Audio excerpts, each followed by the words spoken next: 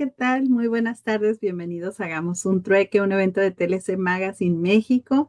Buenas tardes, ¿cómo está, doctor Máximo? Bienvenido. Muy bien, muchas gracias. Qué bueno que está por acá. El Pues el lunes día, estaré en Tijuana, perfecto, por acá a ver si coincidimos. a ver si me puedo unir.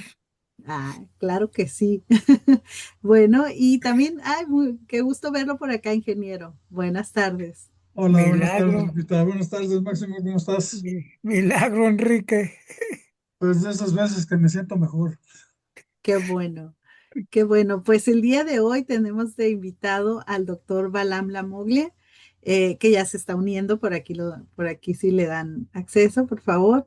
Él tendrá el tema el cumplimiento documental en materia de valoración aduanera y su fiscalización.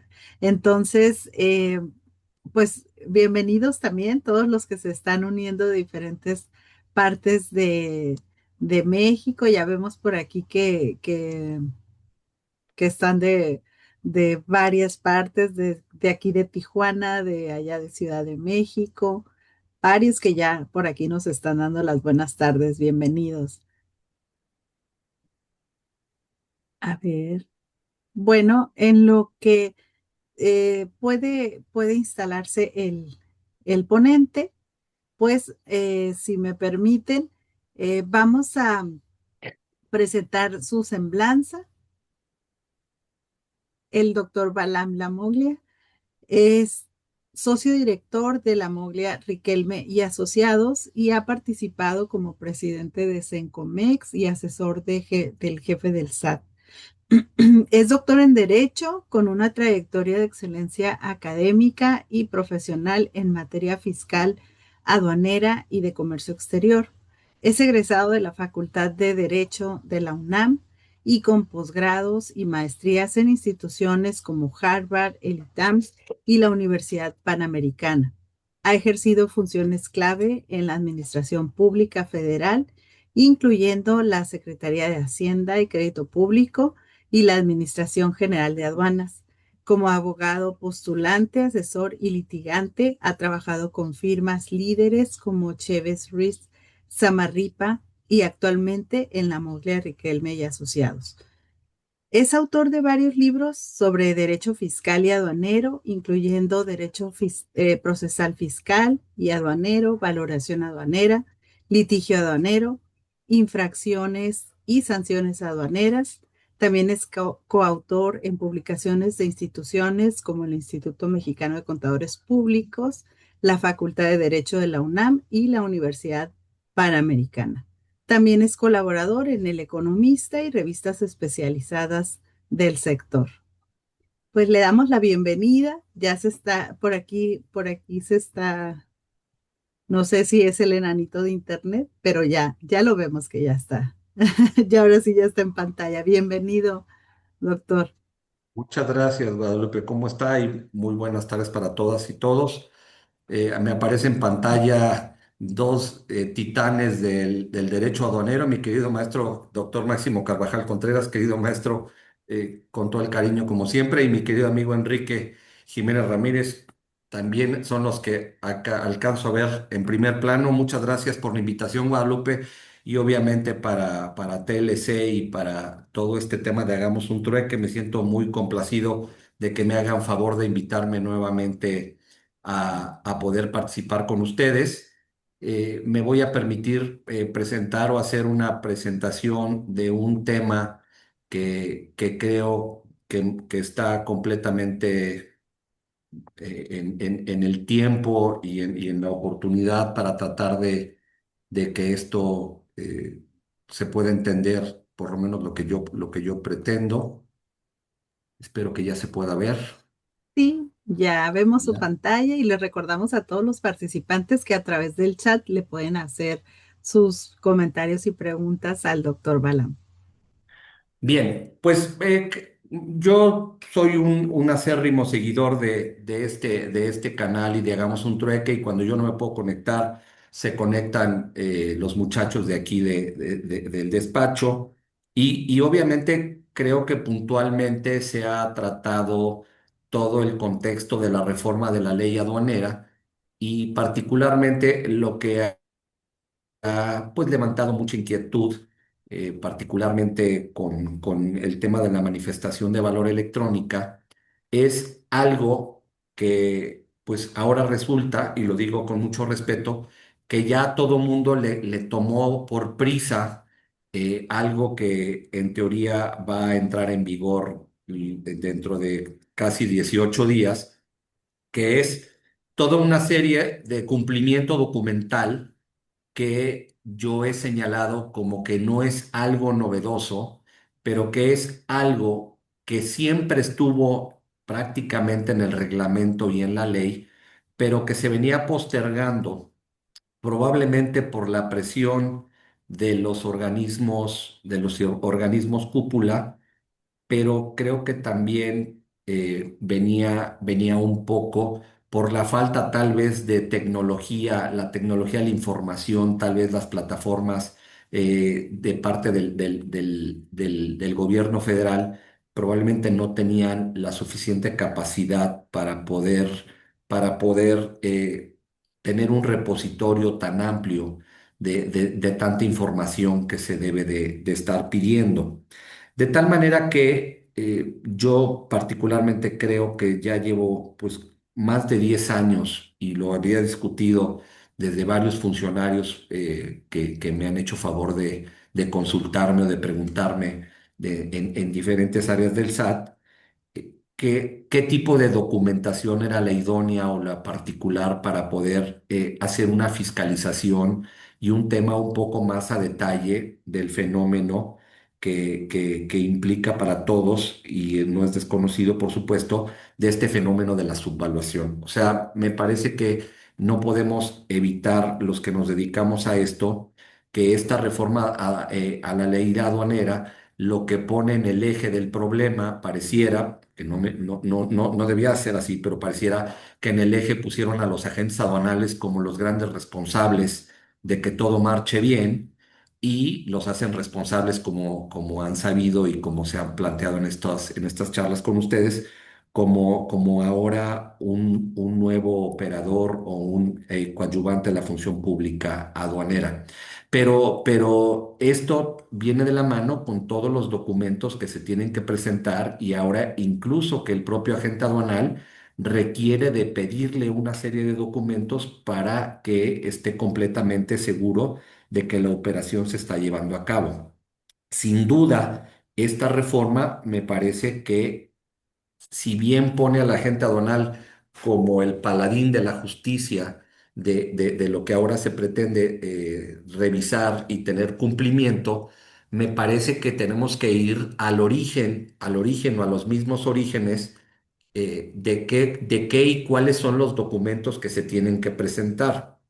Hace no más de un año o un año y medio, que fue la última vez que tuve la invitación con ustedes o que me acuerdo de hablé un poco del tema, me vino mucho a la mente cuando lo estaba platicando y que veía a mi maestro Máximo Carvajal, que me hizo favor de darme clases en la universidad, de que yo comentaba que desde mi punto de vista no había una obligatoriedad, y lo dije entonces y antes, por supuesto, de la reforma, que yo decía que desde mi punto de vista no había una obligación de contar con un contrato de compraventa internacional. Yo entonces lo sostenía diciendo, oye, pues yo no encuentro un instrumento en donde haya una obligación per se de que el contrato se tenga que cumplir, y lo decía a lo mejor de manera un poco ligera, de que yo no encontraba como que en el acuerdo de valor y en el artículo séptimo, obviamente, del GATT, se señalara como una premisa el que existiera un contrato de compraventa internacional. Sin embargo, y ahora, por supuesto que tengo que decantarme de ese lado y como bien lo decía mi querido maestro Máximo Carvajal, pues ya hay una obligación en el artículo 81 del reglamento de la ley. No sé si sea la ubicación más afortunada de poner obligaciones en reglamento, pero al final de cuentas en el reglamento viene una obligación de presentar un contrato de compraventa, y me quiero detener y prácticamente alrededor de todo este documento quisiera basar un poco la charla a la que me hicieron favor de invitarme, porque creo que partiendo de esta base me va a permitir usarlo también como un eje para las ideas que estoy tratando o que quiero expresarles el día de hoy. Bien, me ha llamado muchísimo la atención que desde que esta reforma se semblanteó y desde incluso noviembre del año pasado, cuando ya estaba este tema de la manifestación de valor electrónico y todo, pareciera que la gente estaba muy preocupada en cómo llenar y cómo meterse a la BUSEM y cómo hacerlo, hasta que se dieron cuenta que me parece que el principal problema es cómo van a cumplir documentalmente con las cosas, ¿no? Y yo, durante este tiempo, de mayo a la fecha, creo que lo que más me han consultado, incluso hoy toda la mañana estuve con 3 empresas a las cuales ya faltando tan poco tiempo, ya ahora sí les surge el tema del contrato. Entonces me voy a permitir, ahorita le contesto a don Francisco Quintana, me voy a permitir precisamente tratar de hacer diferencias y distinciones entre la orden de compra y un contrato, ¿no? Entonces, no pretendo en lo absoluto dar una clase de contratos, pues no es el tema, pero lo que quiero decirles es que durante 5 o 6 meses, la gran mayoría de las llamadas que he tenido para decirme es, oye, ¿por qué tengo que contar con un contrato? Nunca he tenido, estoy diciendo como todas las cosas que me han dicho, nunca he tenido un contrato. ¿Por qué me obligan a tener un contrato? Los proveedores que tengo no son confiables y no quiero obligarme a comprarles durante un año porque qué tal si me fallan y yo ya me obligué a comprarles un producto que a lo mejor no es de buena calidad. Total, alrededor del contrato, curiosamente, he sentido una resistencia impresionante y como nunca jamás había visto en tema de comercio exterior. Es decir, pareciera que a la gran mayoría de las personas, por lo menos que a mí me han consultado, este contrato no lo quieren tener o no nos quieren decir qué dice el contrato o no quieren revelar el contenido del contrato, o porque realmente los términos pactados en el contrato no están reflejando la realidad que ellos habían manifestado antes de esta obligación. Es decir, a mí me ha levantado muchísima suspicacia, honestamente, el hecho de que cuando se les habla del contrato, hagan de cuenta que es como si estuviéramos hablando de los ovnis, como que no existen, como que alguien los vio, como que por ahí había un contrato, pero lo tienen guardado en una caja fuerte. Y entonces lo que me he dado a la tarea en estos meses es en preparar un documento muy pequeño, en ponerme y que trabajamos aquí en el despacho en un contratito de 3, 4 hojas, si mal no recuerdo que son, y son como 11 cláusulas, en donde básicamente tratamos de explicar cuáles son las necesidades que tienen que ir alineadas a lo que pide la legislación y por eso estamos viendo en la pantalla, que espero que se siga viendo, eso que le estoy llamando como premisas, ¿no? Estas premisas a las cuales me voy a referir porque la gran mayoría de los contratos que estoy viendo, de los que se supone que ya existían y que estaban guardados así como sacramentalmente, la gran mayoría de ellos no se refieren o, no, o los veo un poco más como un tema más de contrato civil, que claro que esa es su naturaleza, pero no lo veo como aterrizado al ámbito aduanero. Y por ejemplo, en los contratos que yo he visto, por supuesto, no se habla absolutamente nada de un Incoterm, voy a decirlos en forma general y por supuesto que lo voy a ir desmenuzando. No se habla de la orden de compra y su aceptación, como válidamente me lo preguntaron ahorita y que voy a contestar. Y pues obviamente en algunos contratos de los que yo he visto se habla de mercancías, pero manejan como en diferentes anexos, cuánto van a costar y en un anexo A y el B se puede quitar y si no está el A, vete al C, porque evidentemente tratan de tener un contrato marco, esos contratos que son completamente legales, completamente bien estructurados, pero que son contratos como muy, muy robustos tratando de cubrir varias cosas que traen demasiada información y que justo es la información que creo que no han querido compartir algunas empresas. Entonces, me voy a referir en este momento a lo que yo creo que es lo mínimo indispensable que debe de tener un contrato. Y a reserva de que, por supuesto, no estén completamente de acuerdo conmigo y que soy, como siempre saben, abierto a que me pregunten y a que me critiquen y a que abundemos en el tema, me parece que un contrato lo menos que tiene que señalar para efectos de la fiscalización que pretende la autoridad, creo que lo primero que debería de señalar es que este contrato de compra-venta se va a regir por órdenes de compra y esas órdenes de compra se tendrán que ir haciendo evidentemente una por una de acuerdo a las necesidades de cada operación y que en esta orden de compra se puede fijar, si no lo quieren en el contrato, cuáles serían los términos de compra, es decir, cuál sería el crédito que tiene, cuál sería el Incoterm al que están pactando y particularmente en esta orden de compra fijar el precio de la cosa y las cantidades. ¿Para qué? Para que este contrato, al momento en el que diga que es un contrato de compraventa internacional, pero en una cláusula diga que los precios y las cosas que se van a vender parten de una orden de compra, entonces esto me parece que va a transitar mejor.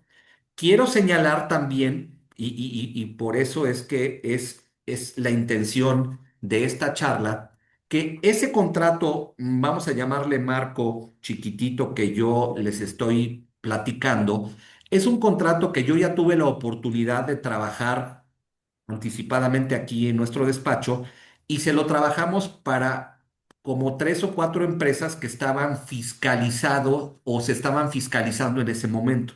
Es decir, dentro del procedimiento de fiscalización y de requerimiento de información, nos dimos a la tarea de elaborar estos contratos que prácticamente ya es uno solo, vamos a llamarle en un formato un formato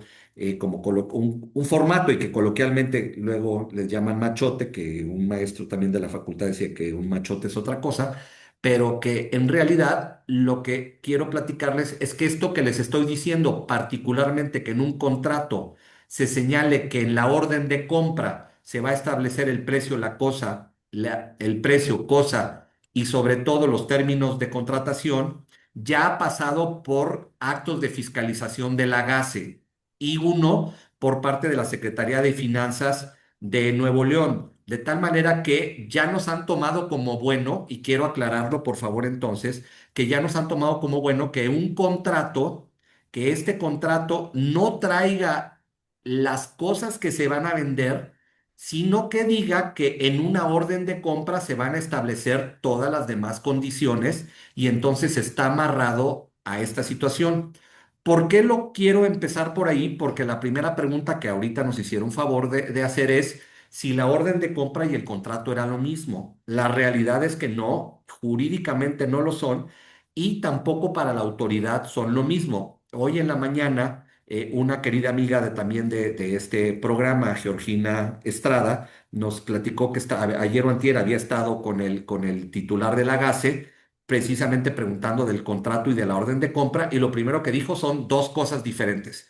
Y lo que también dijo es que probablemente vaya a salir alguna mención de las características mínimas del contrato.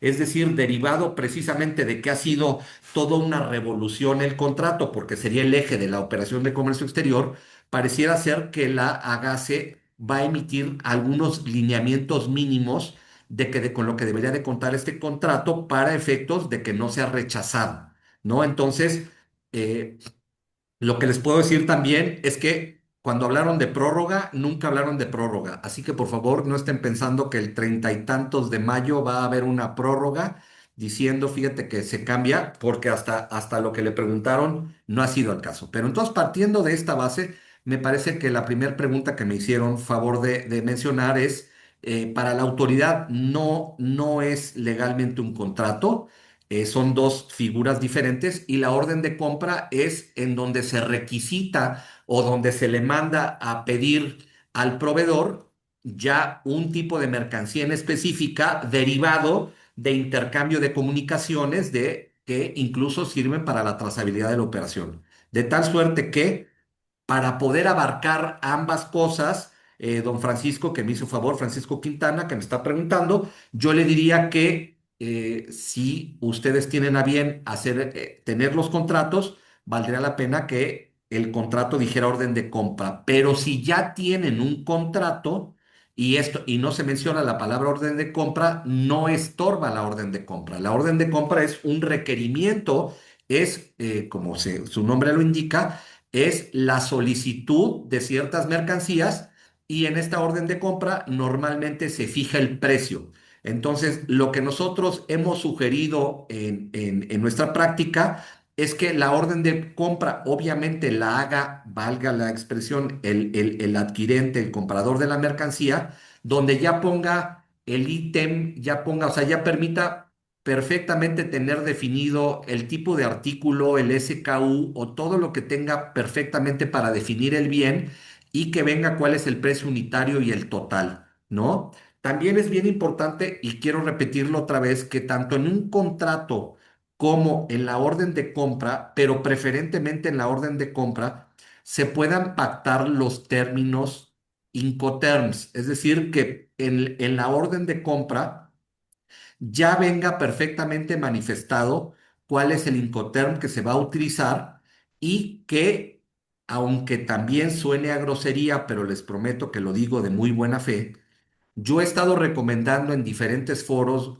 Guadalupe, y por favor que se tome por supuesto siempre a bien, y ustedes tienen grandes expositores como mi amigo Ricardo Méndez, pero yo les recomiendo que muy pronto se haga un curso o una charla de los Incoterms, porque sigue habiendo muchísimas dudas de cuáles son los alcances de cada uno de estos, a pesar de que llevamos pues más de 3 o 4 décadas ya con este tema y que particularmente pues tenemos las nuevas reglas que empezaron a regir hace ya, ahora ya casi 6 años, ¿no? De las 2020.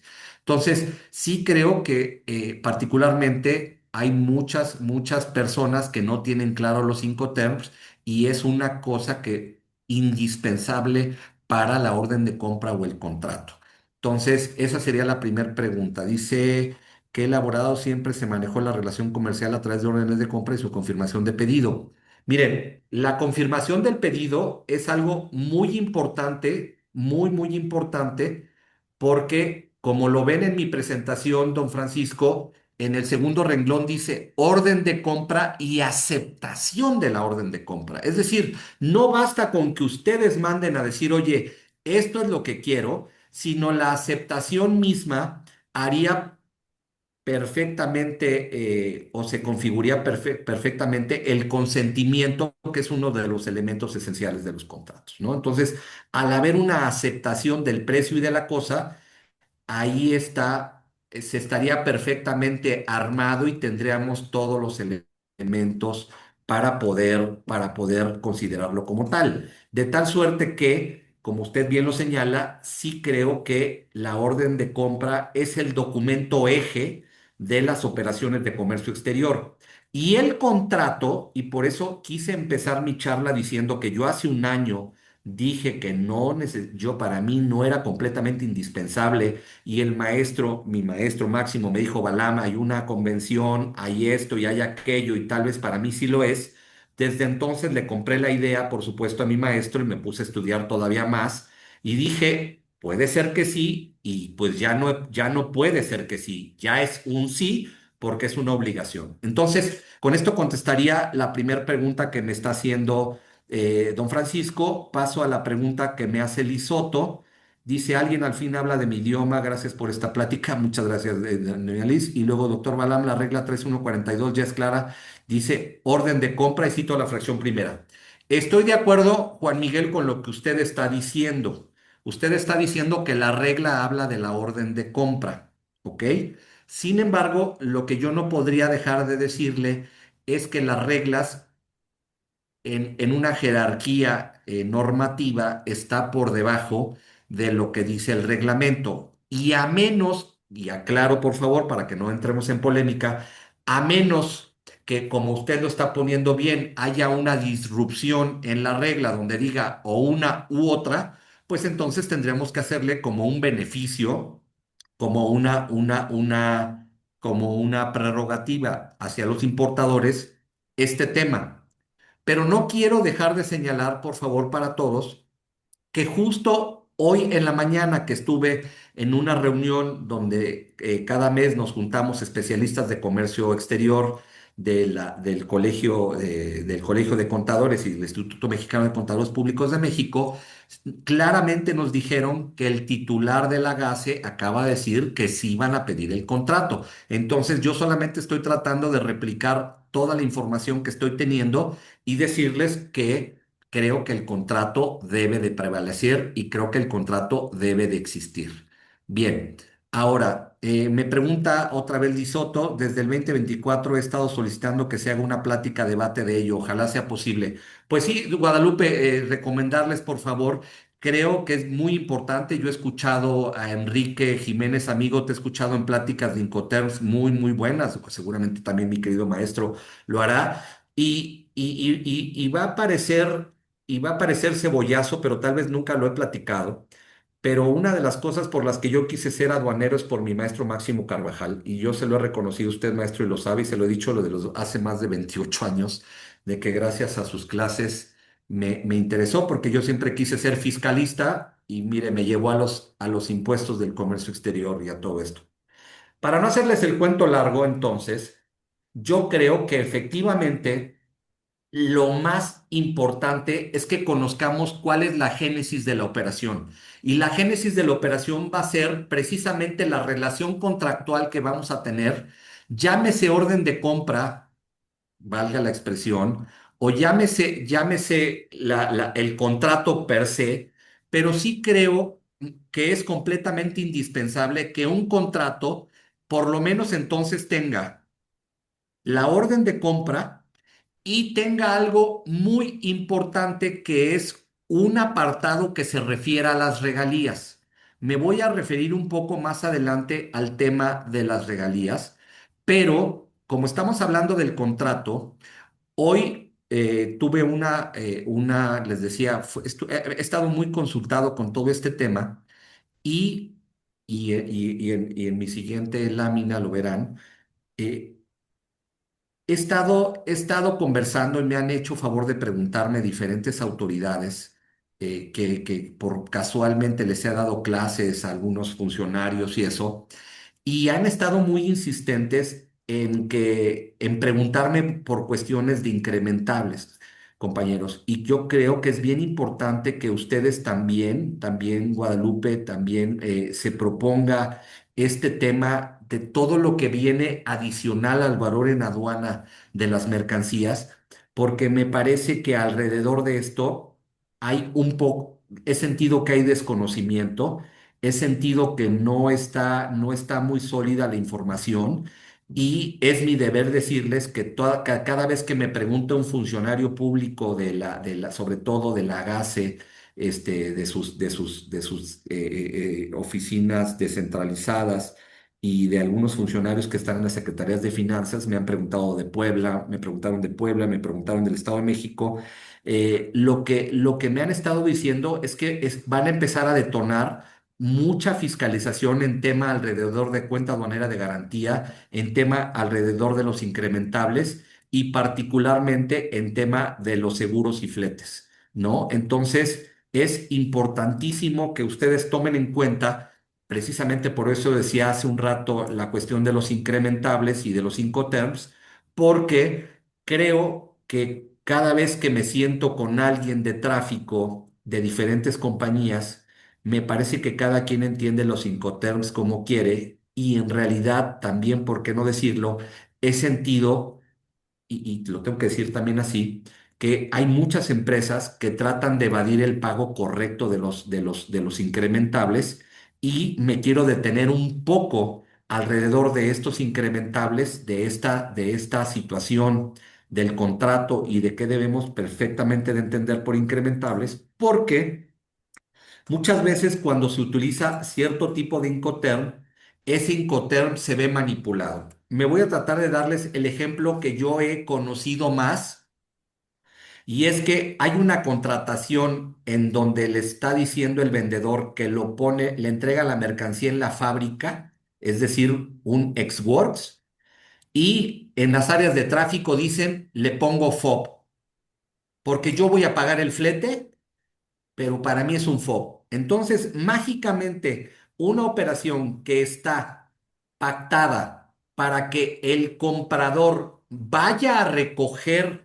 la mercancía y, por supuesto, haga una erogación para que haya una recolección en el país de origen de la mercancía o donde se está entregando, precisamente para ponerla en el puerto, y en el puerto hubo ciertos gastos porque la mercancía no se exporta solita, porque hay que contratar a un agente aduanal en el extranjero. Es decir, hay una serie de gastos que las empresas realizan que no las están señalando como incrementables, a pesar de que los términos de contratación implican que esa parte o ese tramo del traslado de la mercancía está siendo pagado por la empresa importadora, y que en términos, por supuesto, del artículo 65 y demás relativos de los incrementables, dicen que se incrementará el valor en aduana por todos aquellos gastos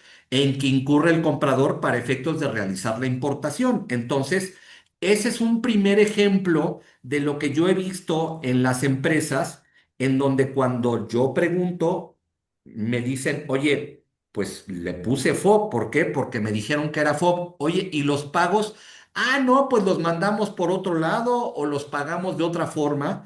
Y me parece que se ha normalizado, por lo menos en lo que yo veo cotidianamente, se ha formalizado el que manipulen el Incoterm porque lo ponen o por beneficio de la operación y por no pagar obviamente más contribuciones, o porque hay un pleno desconocimiento, ¿no? O que dicen FOB frontera, ¿no? Como creo que la gran mayoría que tenemos ya mucho tiempo, oye, ponelo FOB frontera, pues cuando evidentemente a la luz de los Incoterms no hay, y a lo mejor de las RAF de Estados Unidos pudiera que sí, pero incluso hasta en Estados Unidos me parece que ya están medianamente en desuso, aunque están todavía permitidas. Entonces, como un primer ejemplo que quiero darles, es que en el mismo contrato y en la orden de compra, si ya las tienen en la mano y si ya van a estar, digamos, más personas, particularmente de tráfico, de logística, pues obviamente les va a hacer ruido cuando estén revisando que el Incoterm en la orden de compra va a venir uno, en el contrato puede ser que venga otro, y de repente a lo mejor están utilizando un Incoterm en papel, a ver si se entiende mi ejemplo, que diga CIF, y de repente le están mandando facturas el forwarder por el pago por el pago de los fletes o por la recolección o por una serie de cosas que de repente no estaban. Me parece que hay una gran distorsión en las empresas que, sin criticar, probablemente haya tenido sentido para que pagaran menos impuestos, y yo no cuestiono a nadie, pero lo que quiero decirles es que ahora, con toda la documentación que van a tener que subir, cada operación que suban vía manifestación de valor electrónica va a ser una auditoría, porque le van a pasar en tiempo real todos los papeles perfectamente para que toda la operación, si ponen inteligencia artificial, pueda detectar que cómo es posible que suban documentos de transporte si el Incoterm que están señalando se supone que no los incluye, o que están poniendo ciertos gastos que no están, o que el día de mañana, y ahorita voy a ampliar mi comentario, haya un cruce automático de información entre la declaración de impuestos sobre la renta de las empresas, donde están pagando regalías, y de repente se vea que en los Incoterms que están manejando o en los incrementables que están manejando no vienen estas regalías, o que no hay un pedimento global complementario al final de cada ejercicio, a pesar de que llevan años pagando regalías, ¿no? Hoy justamente les decía, hoy se me complicó toda la mañana con varias empresas porque lo primero que brincó es que han pagado millones de pesos de regalías, y cuando yo les pregunté por qué, me decían, pues por las ventas. No, les decía, pues eso es exactamente un incrementable eso es exactamente algo por lo que tienes que pagar impuestos de importación. Y bueno, casi, casi me matan a jitomatazos porque decían que yo no tenía la razón, que porque ellos tenían toda la vida trabajando así y que nunca les había dicho nadie que esas regalías pagadas por las compras no eran incrementables y que tan estaba yo equivocado que su agente aduanal jamás le había pedido hacer un pedimento global complementario. Yo les puedo asegurar que a partir de este año, donde los agentes aduanales son responsables solidarios de las contribuciones, seguramente, y se los recomiendo a mis amigos agentes aduanales, sean los primeros en estar preguntando las declaraciones de impuestos sobre la renta a las empresas para ver si efectivamente está haciendo match toda la información que están pidiendo, porque me parece que este gran tema de los incrementables ha sido una forma de subvaluar de aquellas empresas que no quieren subvaluar, pero se quieren ahorrar cierto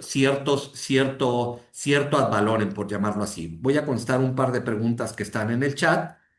Eh, déjeme verlo porque quiero hacerlo lo más dinámico posible.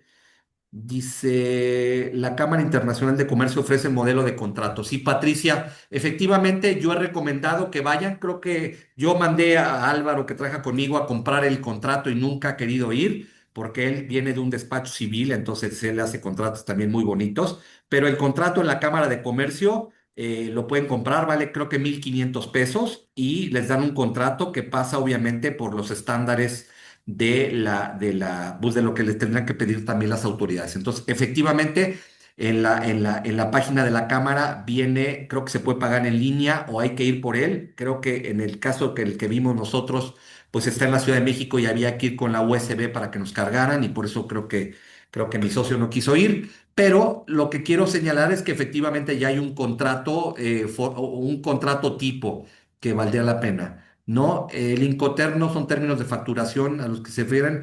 Mire, Juan Miguel, no quiero entrar en tanta discusión y en tanta polémica, pero lo que quiero decirle es que la legislación mexicana, ley y reglamento, no señalan en ningún lugar la obligación de los Incoterms. Los Incoterms vienen a relucir únicamente en el artículo 22, perdón, en el anexo 22 de las reglas para el llenado del pedimento. Y hemos tratado de tropicalizar el uso de Incoterms para tratar de reflejar una realidad en tema de valoración aduanera, pero en realidad, pues el Incoterm no es un término de facturación, es un término de contratación en donde se pactan cuáles son las obligaciones y deberes de comprador y vendedor, pero que no se le tenía que dar, desde mi punto de vista, ojo, solo desde mi punto de vista, no tendríamos que, la autoridad no tendría por qué retomar ese punto y hacerlo completamente obligatorio, pero afortunadamente los Incoterms o la versión 2020 ya viene mucho más explicado en dos columnas cuáles son las responsabilidades del vendedor, cuáles son las obligaciones o responsabilidades o no responsabilidades del comprador. Y ahí viene, por ejemplo, muy bien explicado el tema del transporte y el tema del seguro, que son dos grandes temas que tienen que ver alrededor de este punto. Voy a continuar viendo las preguntas. Me gustaría comentarle de la fecha cierta de los contratos de compraventa internacional. Mire, yo soy un fiel fan de que todos los contratos y todos los documentos los puedan certificar tanto en la Cámara de Comercio del país, de un país extranjero, como efectivamente que tengan una fecha cierta. Pero le voy a comentar una cosa que es mi punto de vista. Creo que a partir de que la manifestación electrónica entre en vigor, aunque el contrato no esté notarizado, al momento de subirlo electrónicamente va a tener una fecha cierta, porque va a haber un documento que ya no van a poder modificar porque ya está en un repositorio a nivel gubernamental. Es decir, ya no se podría modificar o ya se vería muy mal que si les hacen un acto posterior de fiscalización, saquen otro contrato porque la autoridad podría decir válidamente, oye, en estos pedimentos a mí me enseñaste este contrato, como por qué ahora me estás sacando otro contrato y a lo mejor en ese caso sí cuestionarles la fecha cierta. Repito, para mí yo recomendaría que todos los documentos trataran de tener una fecha cierta, pero si se quieren ahorrar el notario o el fedatario, mi opinión, porque el otro día me puse a pensar todo lo que tiene que ver alrededor de la manifestación electrónica, es que si todos esos documentos ya se están entregando, ya no hay manera de modificarlos y por lo tanto no habría manera de que la autoridad dijera que los manipulé posterior a que yo los haya presentado, porque ya están ahí, digamos, estampados y ya no hay manera de que los modifique. Y si los modifico, tendría que presentar un nuevo contrato y unas nuevas cosas dentro de los nuevos. Por eso estoy diciendo, y espero que estemos de acuerdo en eso, de que cada manifestación de valor va a ser una auditoría. O sea, ya le estamos dando todos los elementos a la autoridad para que incluso nos haga una revisión electrónica a la que se refiere el artículo, la fracción novena del artículo 42 del Código Fiscal, que las tenían ahí como guardadas porque no sabían cómo instrumentarlas, pero ahora válidamente podría llegar una preliquidación por parte del SAT o por parte de cualquier Secretaría de Finanzas diciendo, derivado de la información que subiste a la manifestación de valor electrónica, detecto que hiciste A, B y C mal y por lo tanto para mí hay una omisión de contribuciones de X, Y o Z. O sea, creo que la manifestación electrónica, repito, está dándole todos los elementos para que nos puedan auditar desde un tema de inteligencia artificial, desde un tema de una revisión de gabinete sin que llegue nada. Es decir, me parece que la manifestación de valor electrónica y todos los documentos que están presentando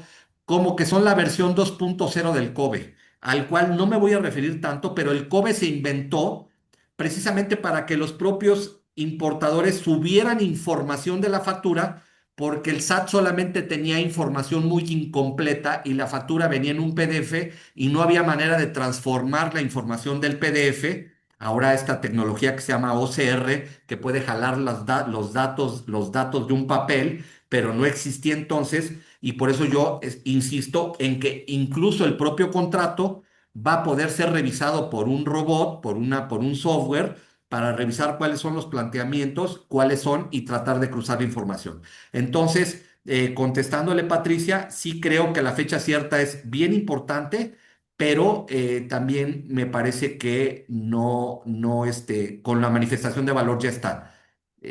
Me preguntan de la vinculación, dice, ¿el método de vinculación sigue siendo válido el valor de transacción que se puede ver entre empresas vinculadas? Miren, la vinculación, compañeros, es algo que viene, que está, me parece, y bueno, por supuesto que lo digo como una afirmación, el acuerdo de valor y el artículo séptimo del GATT que habla de todo la relación intercompañías, tomó la decisión de llamarle vinculación, que me parece una palabra correcta, y que luego se empezó a señalar como un tema de partes relacionadas. Me parece que la gran diferencia que hay en la ley aduanera y en la legislación internacional, en el acuerdo de valor particularmente, es que reconoce que no importa que haya una relación de vinculación como lo marca la ley y que obviamente me tomaría algunos minutos que ya no me quedan para seguir platicando, que tengo 17 minutos para tratar de terminar con la hora que me dieron.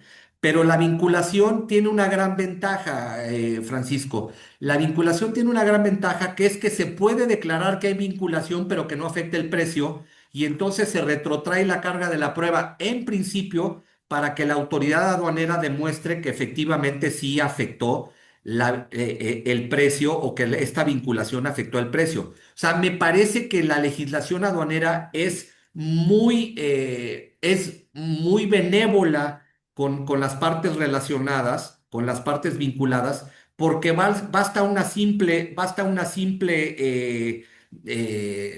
leyenda o una simple manifestación para que lo tomen en cuenta. Miren, les voy a dejar un tema que realmente ahí sí nos tardaríamos mucho, pero antier estábamos comiendo mis asociados y decíamos, bueno, nos consultó una clienta una cosa, decía, oye, ahí dice que no sean familiares. Y entonces me decían los dos, oye, pero familiares que sean padre, hijo, abuelo, la. Y yo dije, yo creo que eso no es familiar. Yo creo que familiar es que sean, eh, que tengan un otro tipo de relación, pero como la ley habla de personas y no físicas y morales, yo tengo una opinión que está sujeta, por supuesto, a debate y más con gente como la que está ahorita presente, pero no estoy muy seguro si cuando se refiere la ley a vinculación, se refiere a que sea padre e hijo, porque en el caso que me plantearon me dijeron, es que hay relación comercial en una empresa donde el dueño es el papá y en otra empresa donde el dueño es hijo, pero no son socios entre ellos y se venden a precio de mercado y pues siempre hemos pensado que eso no es una vinculación y si me lo preguntan a mí, yo creo que no la hay, pero podría estar equivocado porque dos personas que tienen trabajando muchos años conmigo dijeron, pero es que la ley dice familiares y no hay distinción y me decía Álvaro, pues donde la ley no distingue no tenemos que distinguir, que es un principio general de derecho. Entonces, es un tema que tal vez el día de mañana las autoridades puedan estar, podrían empezar a revisar el tema de vinculación. Entonces, mi comentario de vinculación sería alrededor eso. Me están haciendo una pregunta de una factura de proveedor puede incluir 5 números de partes. Pues si tiene, por lo tanto, bueno, una factura de ligar 5 órdenes de compra. Mire, yo creo que hay muchísima complejidad alrededor de las órdenes de compra y cómo llenar la manifestación de valor. Lo entiendo perfectamente y por supuesto que yo no lo inventé, pero yo estoy feliz de que lo hagan porque mi función dentro de Hacienda y dentro de aduanas fue precisamente combatir la subvaluación y siempre he escrito, obviamente, que debe de incrementarse la fiscalización del valor, que la trazabilidad de las operaciones siempre deben de estar. Entonces, créanmelo honestamente que mucha gente puede estar molesta, todos ustedes pueden estar molestos, pero yo estoy muy complacido de que finalmente la autoridad por lo menos le hayan dado armas para poder tratar de fiscalizar un fenómeno que desde mi punto de vista ha perjudicado a la industria nacional y que ha habido una depredación entre importadores porque yo he señalado en muchísimos foros, incluyendo este, que para mí, Alam La Moglia, el deporte nacional no es el fútbol ni la charrería, sino es la subvaluación. Estoy convencido de que la mayoría de las empresas en México subvalúan. Estoy convencido que la gran mayoría de las empresas no lo hacen completamente doloso, sino lo hacen para subsistir porque el de enfrente lo hace. Y creo que ha sido un tema que desafortunadamente se ha ido extendiendo porque siempre me preguntan, es que ¿cómo es posible que el de enfrente venda más barato si lo venden menos de lo que yo sé que cuesta, ¿no? Su costo. Entonces, quiero decirles más o menos esto. Ahora, continuando para ir cerrando, y discúlpenme si ahorita no contesto en este momento un poco más de preguntas, creo que ya eran todas. Miren, hay otro tema que es completamente importante y es cómo se paga la mercancía al extranjero. Yo he tenido muchísimas discusiones con funcionarios públicos que me han dicho que cuando ellos detectan que hay un pago de $1 millón y que la factura decía 100, pues obviamente 100,000, pues obviamente para ellos dicen que cuesta $1 millón. Y lo que no entiende la autoridad, pero porque no lo saben documentar los propios contribuyentes importadores, es que no han podido explicar una realidad y es que cuando se tiene un proveedor recurrente normalmente se le manda dinero entre anticipos y pagar una factura e ir pagando la otra. Y creo que precisamente por eso en la orden de compra no solamente debe de haber una orden de compra, sino también debe de haber una confirmación de pagos. Es decir, cada vez que se le manda dinero al proveedor y sobre todo si el dinero que se envía no coincide con el monto que dice la factura, ya sea menos o ya sea más, debe de haber un correo electrónico en donde diga, oye, te estoy mandando $1 millón que corresponden 100,000 a esta, 200,000 a aquella, 300,000 a la otra, te estoy mandando un anticipo, confírmame que me estás haciendo la aplicación a cada uno de estos pagos, precisamente para que tengamos ese tema no solamente de trazabilidad, sino que podamos hacer la segunda parte de la manifestación de valor electrónica como saben, cuando se trabaja crédito, se tienen que volver a meter a la hoy ventanilla única de trámites de comercio exterior, que fue un gran cambio que le hicieron, por supuesto, ¿no? Para aplaudir que le pusieron una T a lo que conocíamos como BUSEM, ahora se llama BUTSEM, pero lo que quiero, por favor, que se entienda es que al momento de pagar, si pagaron $1 millón y suben el pago del $1 millón, pues tampoco va a hacer sentido si están tratando de reflejar la operación de 100,000, como por qué suben el pago del $1 millón, y es donde la autoridad siempre cuestiona y dice, oye, para mí estás subvaluando porque ¿por qué estás mandando $1 millón? ¿Me explico? Entonces, yo les recomiendo que todo el tema del pago se vea de manera muy especial y debe de haber mucha comunicación entre las áreas financieras y de tráfico o de las personas que suban la manifestación de valor, porque esta situación me parece que va a ser de la mayor importancia. Ahora, esta recta más o menos final, porque repito, no quiero cumplir con los 10 minutos que me quedan, pero me puedo quedar todo el tiempo que quiera, Guadalupe. Ustedes son los que mandan, pero yo quiero ser respetuoso del tiempo. En los últimos 12 meses, pero sobre todo en los últimos 8 meses, hemos tenido la fortuna nosotros como despacho, pero no los importadores, de que hemos recibido y contestado cualquier cantidad de PAMAS en donde la autoridad aduanera, en este caso las aduanas, están recibiendo órdenes de embargo por subvaluación, a pesar de que se trataba de mercancía que estaba garantizada mediante una cuenta aduanera.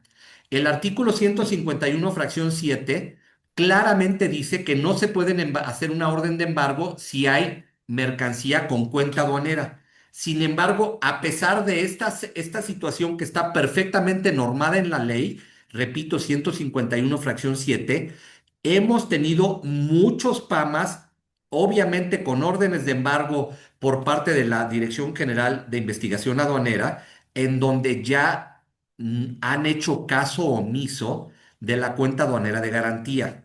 A mí en alguna ocasión algunos funcionarios de investigación aduanera ya me habían preguntado si yo lo veía factible hacer una orden de embargo, a pesar de que había cuenta aduanera de garantía, y mi respuesta fue que sí. Quiero ser completamente franco y se me pueden echar encima a todo mundo, pero yo creo que alrededor de un acuerdo internacional como es el acuerdo de valor y el artículo 17, que es obviamente la duda razonable, y a partir de la decisión 6.1 del Comité Técnico de Valoración Aduanera, en donde señala que se le puede preguntar al importador cuando hay dudas del valor y que lo rechace, creo que es importante que tomen en cuenta que las autoridades entonces están haciendo mucho más que en otros años órdenes de embargo por subvaluación, y que el tema del valor va a estar de moda los siguientes 2 o 3 años, y creo que el futuro de la fiscalización va a ser el origen de las mercancías y el valor. Así que creo que todas las pilas y todas las baterías van a estar enfocadas en este tema. Evidentemente, las autoridades, ¿por qué no decirlo?, no están haciendo una correcta comparabilidad de mercancías idénticas o similares, pero es algo que solamente lo van a poder discutir en un medio de defensa, en un medio contencioso ante el Tribunal Federal de Justicia Fiscal y Administrativa, porque creo que no lo van a hacer o no lo van a poder hacer ya en el recurso de revocación por todo lo que implica el tema de garantía, ¿no? También es importante que tomen en cuenta que hay dos artículos que se están aplicando mucho por parte de las autoridades fiscalizadoras, que son, por un lado, el rechazo de valor del artículo 78A, con lo cual nuestro valor en aduana, pues lo pueden desintegrar cuando no se presente la contabilidad, cuando no atiendan requerimientos, cuando no los encuentren, cuando tengan una serie de dudas. Y también, desde hace muchos años, estuvo escondido un artículo que es el 200, que permite a la autoridad que cuando dice que no puede determinar el valor en una auditoría, por cada factura que no pueda determinar el valor, puede decir o puede fijar una multa de 90,000 pesos. Entonces, imagínense en una auditoría donde revisan cientos de pedimentos, esta cantidad de 90,000 por 100 o por 1,000 pedimentos se vuelve una cifra impagable. Ahora bien, lo que más me preocupa, y creo que todos los panelistas y las personas que han opinado cuando yo me conecto en hagamos un trueque, lo que he visto es que todo el mundo está muy molesto con lo exorbitante de las modificaciones a los porcentajes de infracciones y sanciones. Pero lo que sí tenemos que entender es que es una realidad. O sea, nadie ha promovido hasta la fecha para decir que esas sanciones están violentando el artículo 22 constitucional. Hasta la fecha no ha habido amparos, no ha habido criterios, no ha habido nada. Por lo tanto, pues las van a estar aplicando las autoridades y pues bueno, infracciones y sanciones relativas al valor, pues son omisiones ahora ya de incumplimiento de obligaciones por parte del 59, por datos generales inexactos, por tema de COBE y pues obviamente los porcentajes de omisión de contribuciones nos podrían llevar a un tema de un delito de contrabando o un delito de equiparable. Ahorita los vamos a ver ya para terminar. Para mí presta una mayor importancia y recomendación, compañeros, que a partir de ya revisen sus declaraciones de impuestos sobre la renta, sobre todas las áreas de tráfico, pregunten si no están pagando regalías al extranjero, si están perfectamente bien con sus temas de Incoterms y que se acerquen con sus agentes aduanales para que empiecen a ver la posibilidad y la obligación de generar el pedimento global complementario, no solamente por tema de seguros, a lo cual me voy a referir en los últimos 4 minutos, pero tengan mucho cuidado. Yo tengo información de que van a empezar a revisar si están haciendo pedimentos globales, si están empezando a hacer este tipo de cosas y como lo dije hace unos minutos, van a empezar a revisar el valor. Les voy a platicar un caso de una empresa muy importante, de un señor muy importante, que no puedo decir quién es, pero dicen que es el más rico de México. Entonces, lo que quiero comentarles es que a una de estas empresas, no se dio cuenta que estaba comprando con un Incoterm CIF, que ya venía incluido el flete y el seguro. Pero esta empresa grandotota tenía contratado un seguro en México que tenía cobertura para fletes internacionales y las autoridades a nivel central del SAT le están determinando que dejó de incrementar el valor en aduana y que no hizo el pedimento global complementario con un crédito fiscal de cientos de millones de pesos. ¿Ok? ¿Por qué? Porque la póliza de seguro que tenían venía incluido el flete internacional. Así que les recomiendo que vayan a buscar las pólizas que tienen nacionales, que además son muy caras por la inseguridad que hay en México, y que traten de hacer una división y que o hacen dos pólizas, una solamente para el territorio nacional y otra para lo extranjero, y si van a tener cobertura con el extranjero, y además compran con un Incoterm donde ya viene incluido el flete, van a tener que dobletear el seguro porque es el criterio de la autoridad. Yo no estoy de acuerdo y obviamente lo estamos peleando, pero yo les estoy tratando de dar un tip de lo que las autoridades están buscando o están fiscalizando y que habrá que tener mucho cuidado, ¿ok? Entonces habrá que tener mucho cuidado. Como les dije, hay una fórmula en el artículo 117 del reglamento de la ley para ver cómo se hace el porcentaje y todo el tema.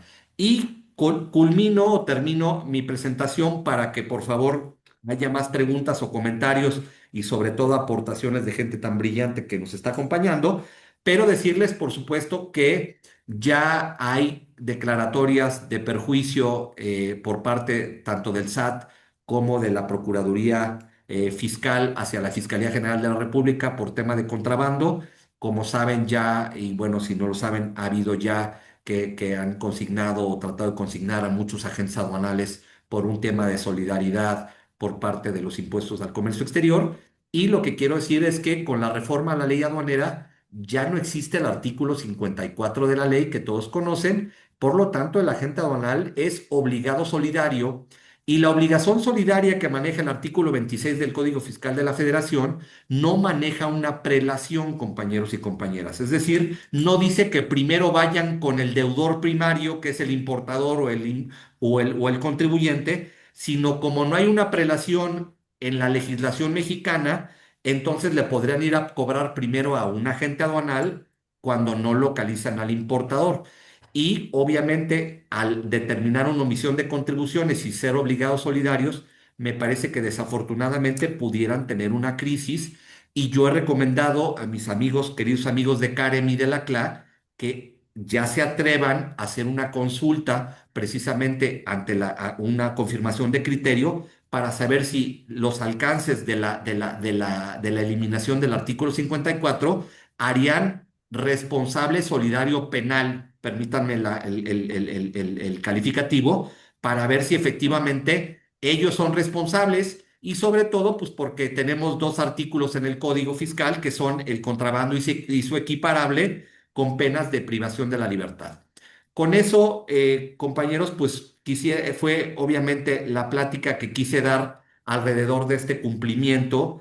Guadalupe, espero que haya cumplido con la expectativa para quienes nos hicieron favor de estar aquí en esta conversación. Voy a ver si hay un par de preguntas más. Muchas gracias por su Sí, comentario, Hilda, Maricel. Y luego dice de nuevo mostrar la lámina, cómo realizar el pedimento global, con mucho gusto. Es el artículo 117.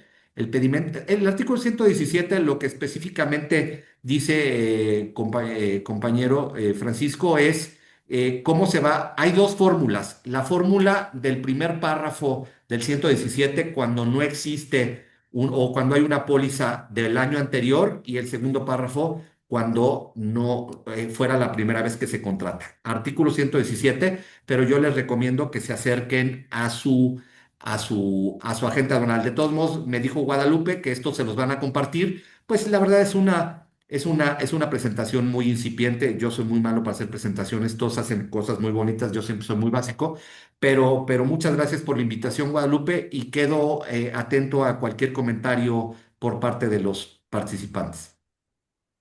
muchas gracias. Pues bueno, hemos visto mucha participación durante toda la presentación. Muchas gracias por ir interactuando al mismo tiempo. Creo que también ya está contestadas las de Hilda, ¿verdad? Sí, creo que Sobre ya le las... fui, a las que Sí, fui ya, ya. viendo, aquí Sí, sí, sí. había una más. Sí, creo que ya todas las demás las Ya fui, están. las fui Pues concertando. muchas gracias a todos los que han expresado sus preguntas y opiniones. Y pues aprovecho para cederle los micrófonos a nuestros panelistas. Doctor Máximo, adelante. Gracias, Guadalupe. Malam, no tengo palabras para agradecerte tu afecto, tu cariño, que lo haces público. Y yo quiero decirte que me siento como un guajolote. No sé cómo voy a salir ahora de aquí de mi estudio, porque no voy a caber por la puerta con Maestro, todo. se lo merece y usted y todos sus alumnos se lo reconocemos. Y el que usted esté simplemente escuchándome, me siento, y a mi amigo Enrique y a todos los que no puedo ver porque estoy con muy pocas personas que puedo ver, pero me siento completamente halagado y complacido. No, muchísimas gracias de veras por el concepto y te digo, me siento como un pavo real porque tú has superado en conocimientos y has cumplido con esa máxima de que el alumno debe de ser mejor que el profesor y tú la cumples en excelencia de veras. Quisiera referirme a dos cuestiones que has señalado. Estar totalmente de acuerdo contigo en que es necesario que la gente estudie los Inconter, que se profundice. Desgraciadamente luego no se leen y menos se leen los tratados internacionales. Y si bien es cierto que los Inconters son recomendaciones que la Cámara Internacional de Comercio de Francia, con sede en París, hace desde 1936, actualmente ya tienen la obligatoriedad y son tan importantes precisamente para los incrementables y los decrementables, porque también funciona en el doble sentido. Y es muy fácil. La última versión, la del 20, porque como la mayoría de los que están aquí saben, cada 10 años la Cámara de Comercio modifica o regula nuevamente los 5 TERS.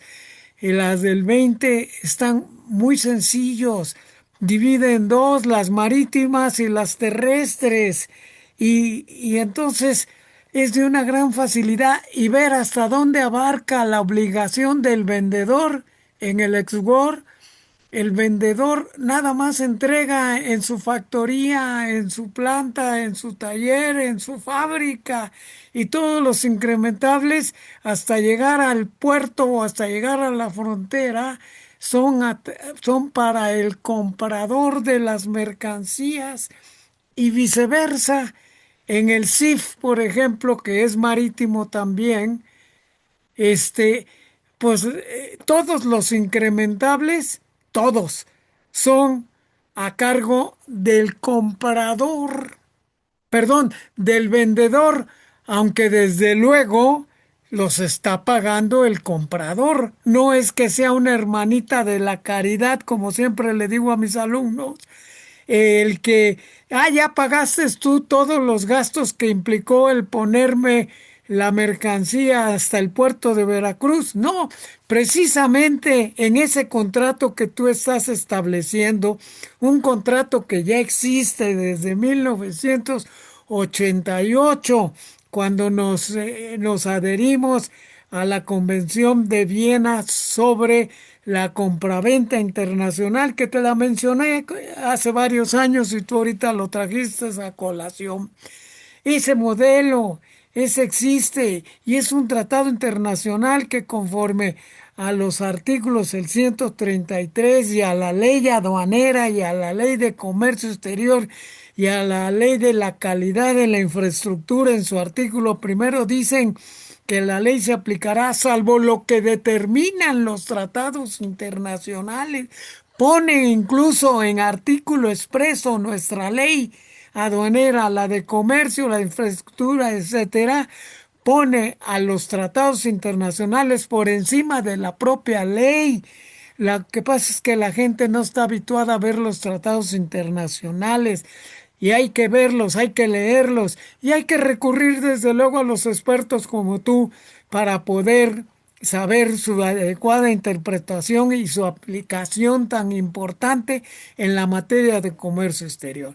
Y lo otro que quería comentar es que la vinculación, alguno de tus dos abogados o los dos abogados tienen toda la razón en mi opinión. Habla de familia. La familia conforme al derecho de personas, al derecho civil, son únicamente los que estamos dentro del cuarto grado. O sea, la relación, hay vinculación cuando tú estás vinculado con un pariente que es tu primo hermano. Hasta ahí, porque hay que medir en ascensión o en descensión y luego en forma colateral. En línea directa hacia arriba tenemos que llegar al padre un grado, al abuelo 2 grados, bajar al tío hermano de mi padre tercer grado y llegar al hijo del hermano de mi padre que es mi primo hermano. Hasta ahí llega la vinculación y sí se necesita desde luego tener esto muy en cuenta y como tú dijiste, si la vinculación no afecta en el precio y el precio no tiene variación, el precio de venta con todos sus incrementables no tiene problemas ante aduanas, pero sí hay que manifestar que está vinculado aunque no afecta el valor de transacción.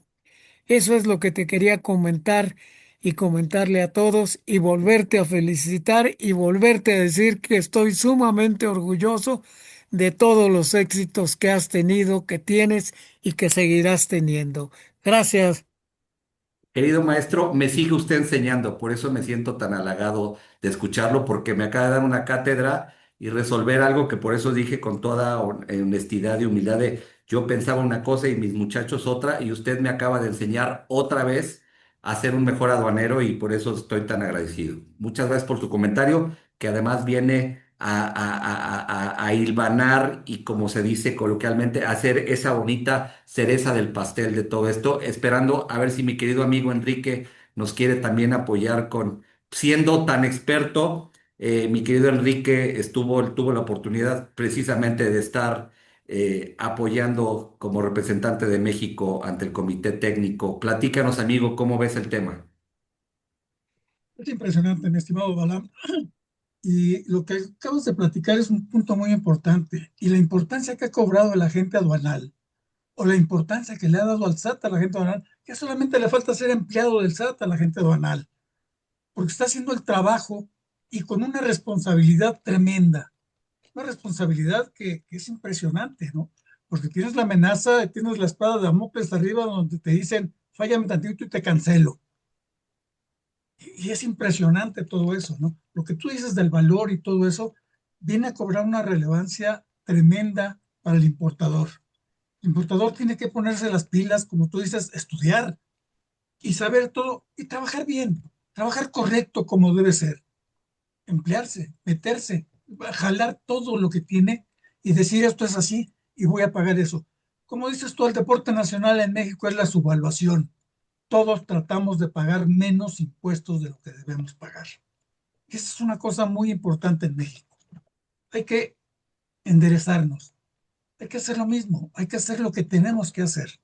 Diste una plática tremenda y nos hablaste y nos pusiste en un concepto de que, señores, estudien, véanlo. Los Incoterms, importantísimos, no los toman en cuenta, no tienen idea. Todo el mundo dice FOB o SIF y vámonos, pero no saben lo que es.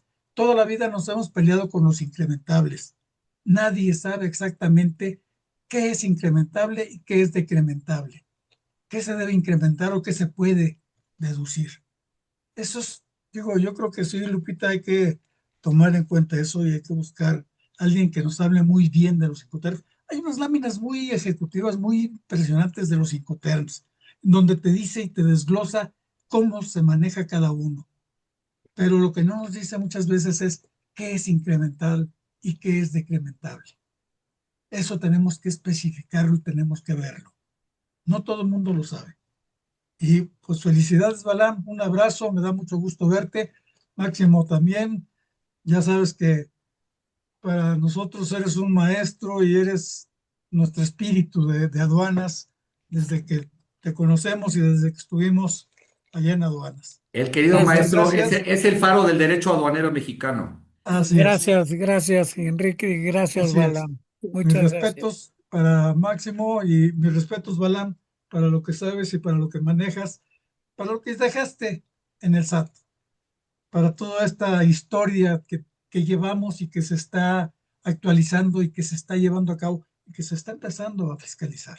Así es. Felicidades, un Gracias, abrazo y gracias por tus palabras, nos Enrique. estamos Con todo viendo. cariño las recibo. Gracias. Gracias, Guadalupe, y Pues gracias por sus comentarios para todos. Efectivamente, decía Patricia al final, hay una reconfiguración, llamémoslo así, a la gente aduanal como un auxiliar de la función pública. Y bueno, pues obviamente hay que entenderlo, hay que entender que están sacando, que así los están tipificando ahora, y por eso decía hay que tener mucho cuidado, ¿no? Hay que tener, o sea, ya ahora los errores con estas multas tan altas, pues son muy gravosas y ruinosas, ¿no? Bien, nuevamente, Guadalupe, muchas para gracias. ti el saludo, para mi amigo Octavio Latorre, que ayer me metí también aquí a lo de Hagamos un Trueque, que estaba viendo lo de la ventanilla única, siempre muy contento y muy activos. Los felicito, creo que estamos en un momento de mucho aprendizaje. Yo les doy mi palabra que yo en la mañana me metí a una charla, estaba en una junta y con el audífono poniendo, escuchando otro de mis colegas hablando de la manifestación de valor, y ayer también. Y cualquier chisme que hay alrededor me meto porque hay que estar en todas porque se nos puede pasar algo y alguna información que tal vez no teníamos presente. Gracias. Así es. Muchas gracias, sí, muchas gracias, doctor, y muchas gracias, ingeniero. Pues por aquí ahorita que han comentado de manifestación de valor, me hicieron favor aquí en la coordinación de Hagamos un Trueque de revisar los trueques que tenemos de Incoterms y ponérselos por aquí los links para que los puedan consultar. Digo, algunos son un poquito más antiguos, pero bueno, es un repaso. Y bueno, yo tuve la oportunidad de escuchar al maestro Héctor Díaz pero en el diplomado de comercio. Entonces, bueno, sí vamos a hacer algo para que hagamos aquí así como la trilogía que nos dijo que nos comentó el maestro Arturo Guerrero, que va a ser una trilogía. Vamos a hacer una trilogía, yo creo también de Incoterms para que todos aprendamos más de estos expertos que nos hacen favor de estar aquí con nosotros cada lunes y miércoles. Pues bueno, no me queda más que otorgar el reconocimiento.